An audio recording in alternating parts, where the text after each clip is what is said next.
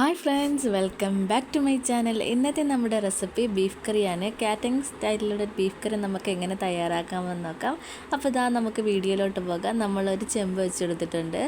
അതിലേക്ക് എണ്ണ ഒഴിച്ച ശേഷം എണ്ണ നന്നായിട്ടൊന്ന് ചൂടായി വന്നതിന് ശേഷം നമുക്ക് അതിലേക്ക് സവാളയും അതുപോലെ തന്നെ മുളകും ഇട്ട് കൊടുത്തിട്ടുണ്ട്. എന്നിട്ട് നമ്മൾ നന്നായിട്ടൊന്ന് ഇളക്കി കൊടുത്ത് ഈ ഉള്ളി പെട്ടെന്നൊന്ന് വഴണ്ട് വരാൻ വേണ്ടി നമ്മൾ അതിലേക്ക് ഒരു അല്പം ഉപ്പ് കൂടി ചേർത്ത് കൊടുത്തിട്ടുണ്ട്. എന്നിട്ട് നമുക്കിത് നന്നായിട്ടൊന്ന് ഇളക്കി കൊടുക്കണം. ഈ ഉള്ളിയും മുളകൊക്കെ നന്നായിട്ടൊന്ന് വഴണ്ട് വരണം. അപ്പോൾ ഇതാ നമ്മുടെ ഉള്ളിയൊക്കെ ഏകദേശം ഒന്ന് വഴണ്ട് വന്നിട്ടുണ്ട്. അതിൻ്റെ നിറമൊക്കെ ഒന്ന് മാറി തുടങ്ങിയിട്ടുണ്ട്.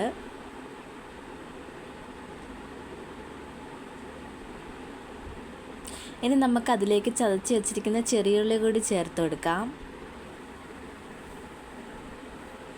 അപ്പോൾ ഇതാ ചെറിയുള്ളി കൂടി ചേർത്ത് കൊടുത്തിട്ടുണ്ട്. ഇനി നമുക്കിത് നന്നായിട്ടൊന്ന് ഇളക്കി കൊടുക്കാം. ഇനി ഇതും കൂടെ നന്നായിട്ടൊന്ന് വഴണ്ട് വരണം.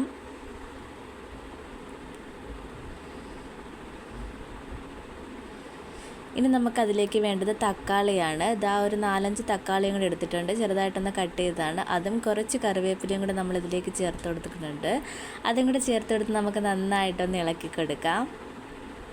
ഈ തക്കാളിയൊക്കെ നന്നായിട്ടൊന്ന് വെന്ത് ഉടഞ്ഞ് വരണം.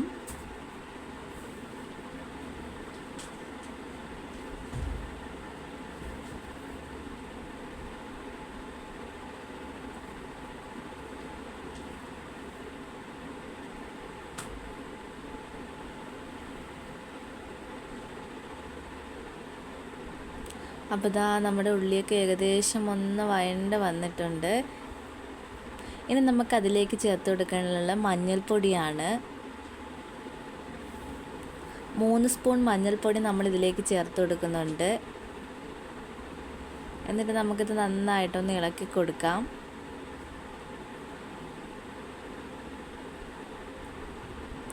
അപ്പോൾ ഇതാ മഞ്ഞൾപ്പൊടി ചേർത്ത് നമ്മൾ നന്നായിട്ടൊന്ന് ഇളക്കി കൊടുക്കുന്നുണ്ട്. ഉള്ളി നന്നായിട്ടൊന്ന് വഴണ്ട് വന്നതിന് ശേഷമാണ് നമ്മളതിലേക്ക് മസാലകൾ ചേർത്ത് കൊടുക്കുന്നത്. അപ്പോൾ നമ്മൾ ആദ്യം ചേർത്ത് കൊടുത്തത് മഞ്ഞൾപ്പൊടിയാണ്.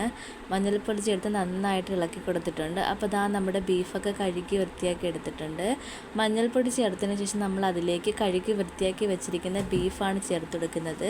നമ്മളൊരു 6 കിലോ ബീഫാണ് ഇവിടെ എടുത്തിരിക്കുന്നത്. അപ്പോൾ ഇതാ ബീഫ് ചേർത്ത് കൊടുക്കുന്നുണ്ട്.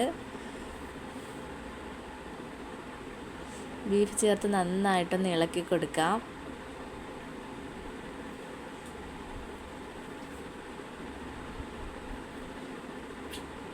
അപ്പോൾ ഇതാ നമ്മൾ ബീഫ് ചേർത്ത് നന്നായിട്ടൊന്ന് ഇളക്കി എടുത്തിട്ടുണ്ട്.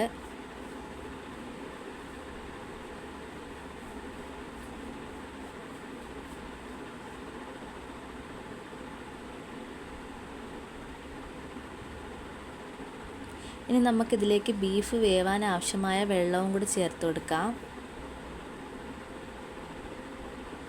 അപ്പോൾ ഇതാ വെള്ളവും കൂടി ചേർത്ത് കൊടുത്തിട്ടുണ്ട്. ഇനി നന്നായിട്ടൊന്ന് ഇളക്കി കൊടുക്കണം. എന്നിട്ട് നമുക്കിതൊന്ന് അടച്ച് വെച്ച് വേവിച്ചെടുക്കാം.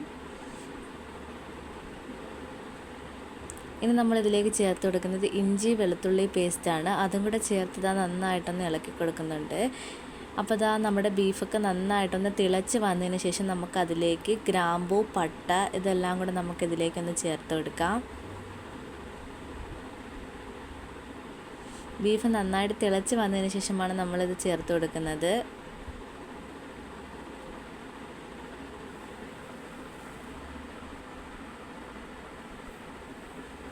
എന്നിട്ട് നന്നായിട്ടൊന്ന് ഇളക്കിയതിന് ശേഷം നമുക്കിത് വീണ്ടും ഒന്ന് അടച്ച് വെച്ച് വേവിച്ചെടുക്കണം.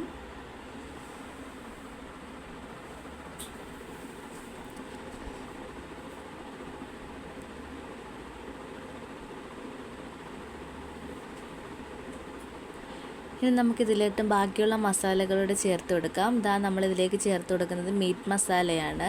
അപ്പോൾ ഇതാ മീറ്റ് മസാല ചേർത്ത് നമുക്കത് നന്നായിട്ടൊന്ന് ഇളക്കി കൊടുക്കാം. അതൊന്ന് ചേർത്ത് നന്നായിട്ടൊന്ന് തിളച്ച് വരുമ്പോൾ നമുക്കിതിലേക്ക് മുളക് പൊടി ചേർത്ത് കൊടുക്കണം. മീറ്റ് മസാല ചേർത്ത് നന്നായിട്ടൊന്ന് തിളച്ച് വന്നതിന് ശേഷം മാത്രമാണ് നമ്മളിതിലേക്ക് മുളക് പൊടി ചേർത്ത് കൊടുക്കുന്നത്.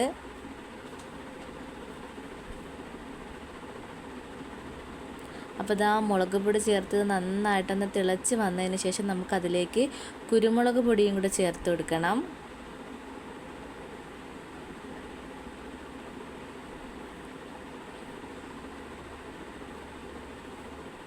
അപ്പോൾ ഇതാ കുരുമുളക് പൊടിയും കൂടെ ചേർത്ത് കൊടുക്കുന്നുണ്ട്.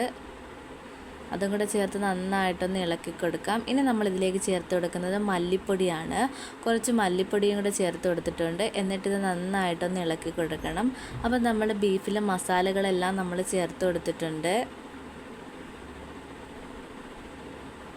അപ്പോൾ നമ്മുടെ ബീഫ് നന്നായിട്ടൊന്ന് തിളച്ച് വന്നിട്ടുണ്ട്. ഇനി നന്നായിട്ടൊന്ന് കുറുകി വറ്റി വരണം.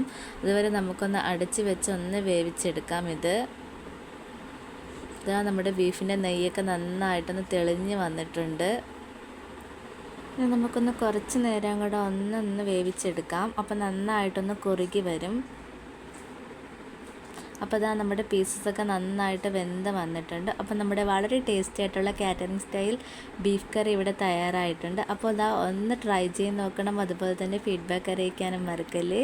ഇഷ്ടപ്പെട്ട ചാനൽ ഒന്ന് സപ്പോർട്ട് ചെയ്യണേ. അതുപോലെ തന്നെ ലൈക്ക് ചെയ്യാനും ഷെയർ ചെയ്യാനും മറക്കല്ലേ. ഇതുപോലുള്ള ഈസി റെസിപ്പിയുമായിട്ട് ഇനിയും കാണുന്നവരെ bye and thank for watching.